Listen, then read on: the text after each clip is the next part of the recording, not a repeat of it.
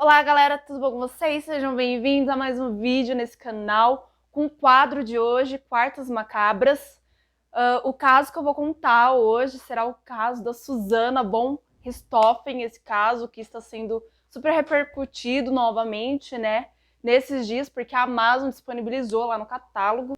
Tem dois filmes na Amazon disponível que conta o relato do julgamento do Daniel Cravinhos e da Susana von Richthofen, na perspectiva deles. Então, o filme A Menina que Matou os Pais é a visão do Daniel Cravinhos. O Menino que Matou Meus Pais é a visão da Susana von Richthofen. Se você gosta desse tipo de conteúdo, curta, compartilhe, se inscreva no canal, porque todas as quartas teremos aqui casos tipo como esse. Então, sem mais delongas, bora pro vídeo.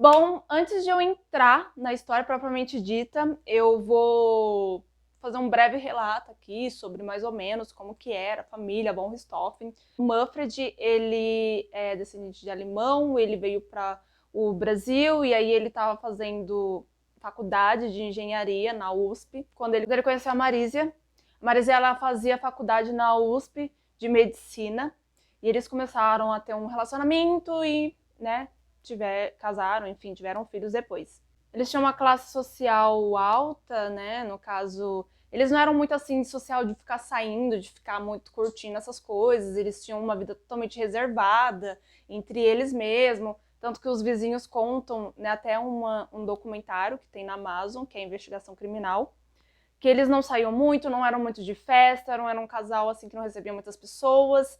Era realmente uma família reservada. Eles tiveram a Suzane, né, primeiro, ela é a mais velha, eles tiveram dois filhos, a Suzane e Andreas.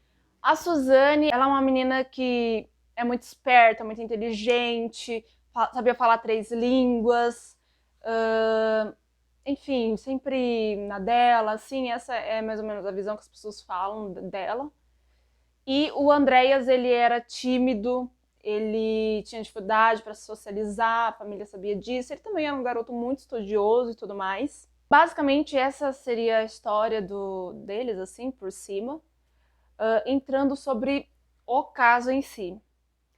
Um policial, ele recebeu uma ligação no dia 30 de outubro, já perto ali, né, da madrugada, já era entre 30 e 31. A conversa era que uma casa tinha sido assaltada. Então ele foi lá, chegou no local, ele viu 3 pessoas, né? Ele viu todo mundo jovem e pergunta o que aconteceu. E a Suzane, ela fala que acha que foi assaltada porque ela chegou, a porta estava aberta e ela não teve coragem de entrar com o irmão dela. Ela simplesmente ligou para o namorado dela, que na época era o Daniel. Então ela ligou para a polícia.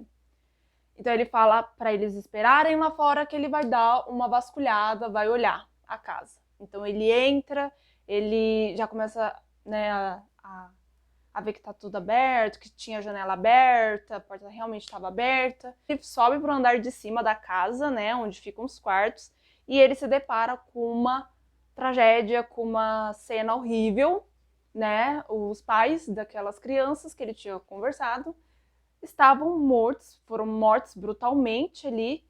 E como que ele iria falar? Porque na época eles só eram crianças, né, adolescentes, então ele não sabia. Então ele já acionou, né, a polícia, ele já ficou, meu Deus, e agora? Como é que eu vou contar? Não sabia se ele contava, se ele esperava a perícia realmente falar isso, enfim. Acontece que ele acabou falando realmente que os pais estavam falecidos e, para surpresa dele, enquanto o Andreas, né, ficou chocado, enfim, a Suzane simplesmente fala: e agora? O que é que eu faço? Né? Tipo, qual é o próximo passo? E aí ele estranhou isso, porque ele acabou de avisar que os pais dela tinham falecido e ela não demonstrou nenhuma comoção. Nisso, na madrugada, ele já tinha acionado o resto, né, que tinha a polícia civil ali próxima. E quando eles chegaram já era de manhãzinha e eles se depararam na porta com um monte de repórteres porque aí eles já perceberam, bom, esse aqui é um bairro de gente rica, aconteceu uma coisa que não é típico desse lugar. Tem um caso a ser desvendado aqui. E aí eles entram, né, e vê lá as imagens e, enfim, eles se deparam com aquilo tudo e aí eles entendem que realmente foi, provavelmente, latrocínio, né, que é roubo em seguido de morte. A imagem, né, a cena do crime era a Marise, ela tava com um saco, né, na cabeça dela, tinha uma toalha, alguma coisa assim na boca dela, tampando. O Manfred, e eles estavam todos machucados, né, então os golpes foram na cabeça deles e o Manfred tava, assim, do lado da mão dele, no chão tinha uma arma que caracterizava como se ele tivesse talvez tentado se defender. E tava tudo vasculhado, tinha algumas coisas lá vasculhadas, e a casa em si tinha lugares específicos que estavam totalmente, né, bagunçado e outros lugares estavam totalmente impecáveis, sem desordem, e isso já chamou a atenção da perícia e da Polícia Civil. A investigação ela começou primeiro com os vizinhos, porque não tinha sinais de arrombamento na porta, não tinha como a pessoa ter entrado lá sem conhecer o local, sem, enfim, ter alguma proximidade ali com a família. Então eles começaram a desconfiar que, bom, poderia ser ou alguém da família ou a empregada, porque numa mansão daquela, num bairro de luxo, né, em 2002, não seria muito normal as pessoas irem dormir e deixar a porta aberta. Isso não seria uma coisa normal. E então eles começam a verificar uns vizinhos, e aí que os vizinhos falam que eles eram muito reservados, que não entrava ninguém, que dificilmente fazia uma festa, que realmente não sabiam como isso teria acontecido.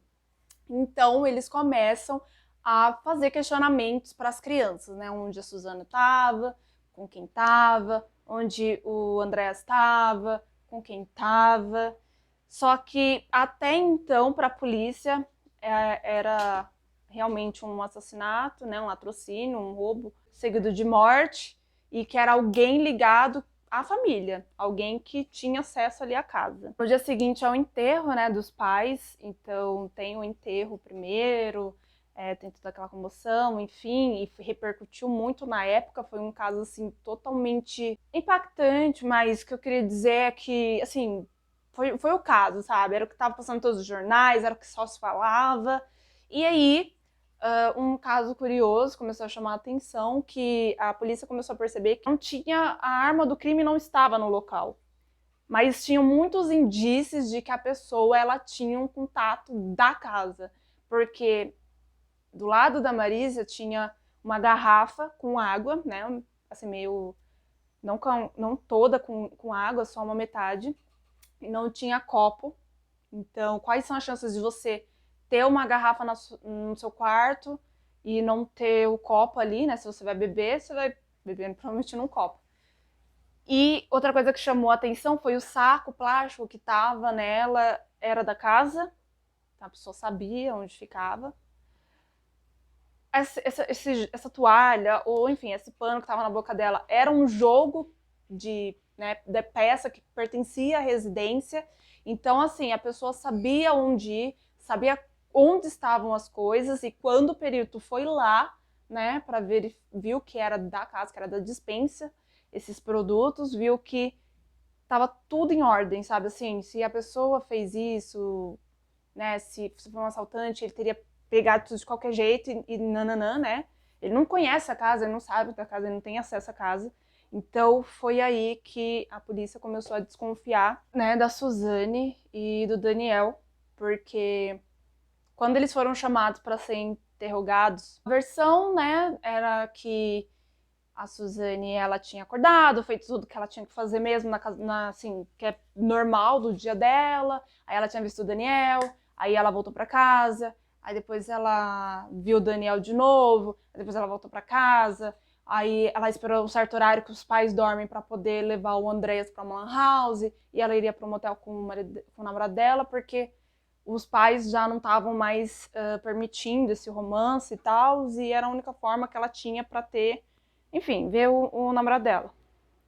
Só que quando o Daniel foi, ele tinha um recibo, né? Ele tinha uma nota fiscal do motel, e isso chamou muita atenção, porque parecia que ele queria provar que ele não estaria ali, que não tinha como ele estar envolvido nisso. Só que o vigilância, né, daquela região, ele afirma que na época estava tendo um jogo lá de não sei quem, e às 11 horas tinha passado um carro, né, e só tinha passado esse carro, e ele sabia que era esse horário. E quando a perícia fez lá para deduzir mais ou menos, né, o horário da morte, por que volta foi, mas ali ele tinha estabelecido das 10 à meia-noite, né, pela forma como ele encontrou e tal. E bateu com essa informação do vigilância, e logo um outro dia, sabe assim, depois do dia do enterro, ela fez uma festa na piscina, e a polícia foi lá, chegaram para tentar, né, entender mais coisas, e simplesmente eles demoraram para atender a porta, tava parecendo que estavam comemorando alguma coisa. Logo ali eles já sabiam, né, que tinha alguma coisa muito estranha, muito errada, e que era ali, tava ali, só tinha como, né, provar mesmo, porque a arma do crime não estava mais no local. O Christian, né, até então não sabiam de uma terceira pessoa, sabiam que se era o Daniel e a Suzane que fez isso, que armou isso, tinha que ter uma terceira pessoa, porque ela não iria conseguir dar aqueles golpes, né? Mas pensavam inicialmente que seria o pai do Daniel, até que o Christian, que é o irmão do Daniel, ele compra uma moto novinha assim, sabe, assim, na concessionária, com dólares. E o caso tinha repercutido muito na TV, então o lojista ele liga para a polícia e fala: olha, tem um cara aqui que comprou uma moto com dólares, né? Isso não é uma coisa normal, ainda mais em 2002. E a Suzane, ela já tinha mencionado quando ela tinha feito o interrogatório dela que eles sempre, né, eles sempre estavam com alguém da justiça e com advogados, né? E ela tinha mencionado que tinha uma mala que tinha tantos de dinheiro, euro, tantos de dinheiro, dólar, tantos de dinheiro real, e essa mala estava cortada, só que aonde ela falou que estava a mala, que ela tinha visto, ela falou que ela tinha assistido realmente na residência, que aquele carro realmente que tinha visto 11 horas da noite era dela, mas que ela só foi para pegar alguma coisa, que era o dinheiro do motel, e pronto, sabe assim, ela não ficou lá por muito tempo e ela viu essa mala. Só que o cara fala que como ele achou a mala, é impossível saber que essa mala estava cortada com faca, e ela afirma que viu a mala cortada com faca. E aí o Christian vai lá e compra uma moto com dólares, né? Então, tipo, ele já, peguei, é eles, vamos chamar esse também para interrogar. Foi chamado o Christian para interrogar. Ele ficou negando, né? Falando que não tinha nada a ver, que ele tinha conseguido esse dinheiro com a avó dele, com economias, e a polícia falou: meu amigo, você é usuário de maconha, como é que você vai guardar dólar, né? Tipo, impossível. Conta logo que foi vocês. E aí ele não conseguiu, ele não tinha mais para onde ir, e ele fala: eu sabia que ia dar merda, eu sabia que ia dar merda. Aí ele fala: realmente, a gente matou por ordem da Suzane. Ela que mandou a gente lá matar por tais razões. O perito, né, e a Polícia Civil fala: bingo, né, a gente já descobriu, para tudo, vamos noticiar.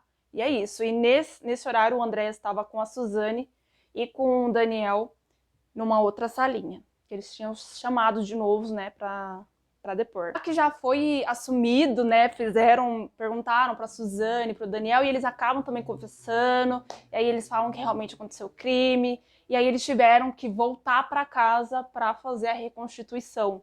E, tipo, quando a polícia foi para casa dela, né, e ela tava fazendo festa na piscina, a perita, ela fala, né, que foi ridícula a forma como ela foi recebida, porque a Suzane falava assim: aqui aconteceu o caso, já até tirei as camas, porque tava tudo com sangue, sendo que era, né, era uma prova do crime ainda, tipo, tava acontecendo, sabe, ela tava se lixando, e, tipo, isso chamou muita atenção naquela época, por isso também que eles pensaram, foi o Daniel e a Suzane, porque não tem como ser outra pessoa. O Christian, ele fala, né, o porquê que ele participou. Ele diz que ele devia um serviço para o irmão dele, que ele não queria participar de jeito nenhum. O Daniel confirma isso, que realmente ele deduziu muito o irmão dele fazer isso, mas a gente consegue ver, depois tem umas outras entrevistas assim com o Christian, que realmente ele se arrependeu, só que ele atacou a Marisa e ele afirma, né, que realmente ele matou ela, e a Marisa ficou muito pior do que o Manfred. O Daniel afirma que realmente ele que matou o Manfred, e eles falam que no dia, né, da cena do crime, então realmente a Suzane tinha feito tudo o que tinha que fazer, tinha ido lá repassar o plano para o Daniel, para o Christian. Ela tinha voltado para casa para jantar, depois ela voltou, viu o Daniel de novo para confirmar tudo. Depois ela volta para casa, espera os pais dormir, e aí ela fala para o Andreas ir para a Lan House, onde ele ficou realmente até as 3 da manhã.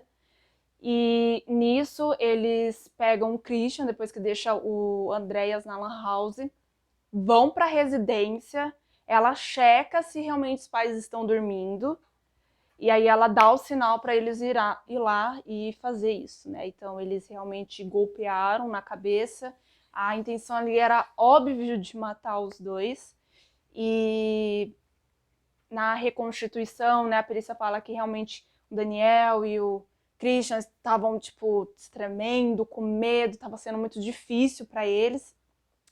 E eles contam que realmente a Marisa, ela tinha realmente acordado, ela tinha percebido, por isso que a mão dela fica machucada, que ela ficou agonizando, fazendo barulhos estranhos, mesmo depois de, né, como se ela tivesse entrado num estado, sei lá, de coma, e ela fazia uns barulhos meio esquisitos.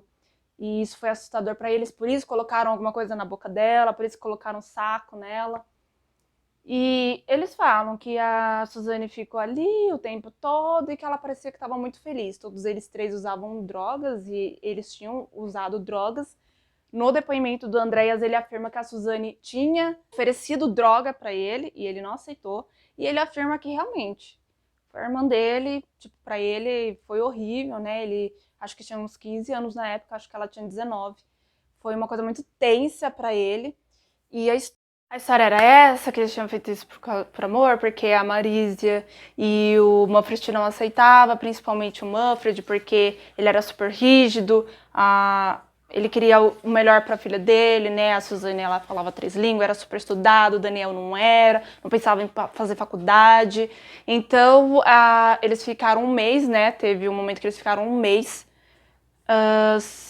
na casa, né? Porque os pais da Suzane viajou. E aí, tipo, eles queriam ter aquilo para sempre, sem ter que ficar se escondendo, e essas historinhas aí. No julgamento, não é isso que eles contam coisas totalmente diferentes, a gente percebe que ela é totalmente dissimulada, que ela é uma pessoa psicopata, ela não é só uma pessoa fria, ela é uma pessoa psicopata mesmo. Tem até uma entrevista, foi na Globo, que o advogado da Suzane, depois de um tempo, né, depois de ela saber que ela foi condenada e tal, depois de uns anos, e ele manda ela chorar, fala que a culpa era do Daniel e pronto, acabou, que ela tinha que se fazer de vítima, senão não iriam acreditar, e ela pega e fala assim, que não ia conseguir, só que eles não sabiam que estavam sendo gravados, né, e teve outros momentos também, assim, que ela deixou bem claro que ela não é uma pessoa normal, tem até uma entrevista dela com o Gugu, que ela fala, tipo, normal. Quem, né, foi a maior vítima, tirando, né, as vítimas? O Andreas, né, o Andreas era novo, uma criança ainda, ele se perdeu muito, não sabe nem com quem provavelmente poder confiar depois disso tudo. Lembro que numa entrevista o Christian pega e fala que ele contou no dia, né, da reconstituição por que eles fizeram isso, que agora ele vai ficar sozinho, que ele perdeu os pais. Então, tipo, foi muito duro pra ele, imagina, nossa. Mas mesmo assim ele fez faculdade, mesmo assim ele tentou ser alguém, mas infelizmente hoje ele se encontra numa situação bem difícil, né, bem complicado. E essa história, né, desse caso macabro da Suzane von Richthofen, infelizmente super triste, né? Tipo, o dinheiro não é tudo, e eu não acho que ela amava o Daniel coisa nenhuma, ela viu ele, alguém que ela poderia, tipo assim, manipular pra fazer o que ela queria fazer há muito tempo, que ela não tinha coragem de fazer. Essa é a verdade, né? E o Daniel trouxa, né? Enfim, matou alguém. Com certeza ele deve se arrepender. Um caso tão ruim, tão cruel, sabe assim? Tão sem cabimento. O Christian também se sente muito mal e ele fala isso numa entrevista que ele deu. E parece que só ela que não, sabe? Parece que só ela que...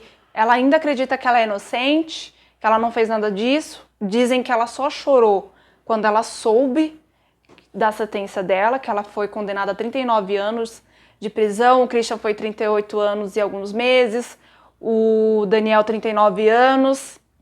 Eles conseguiram regime semiaberto, o Christian e o Daniel. Ela demorou um pouco pra conseguir, mas ela conseguiu saidinhas, então, tipo assim, ela sai, cara, no Dia das Mães, no Dia dos Pais, sabe assim, isso é a coisa mais, mais assim, indignante desse caso, sabe assim, e ela já teve uns relacionamentos, já até pagou de pastora, enfim. E agora tá com uma história, né, que ela vai estar liberada para fazer faculdade. Então, assim, imagina, né, você tá ali com um demônio, essa é a verdade. Porque é uma pessoa, assim, que você olha para ela, você fala, putz, não é normal, não é uma pessoa normal. E quem esteve com ela também, né, no documentário, fala sobre isso. Fala que ela é diferente, ela manipula muito bem. Uma pessoa fria, no meu ver, ela é psicopata. É isso que eu tirei disso tudo, sabe assim? Então esse foi o caso de hoje. Espero que vocês tenham curtido. Compartilha, se inscreva no canal, que todas as quartas vamos ter mais quartas macabras. E até um próximo vídeo.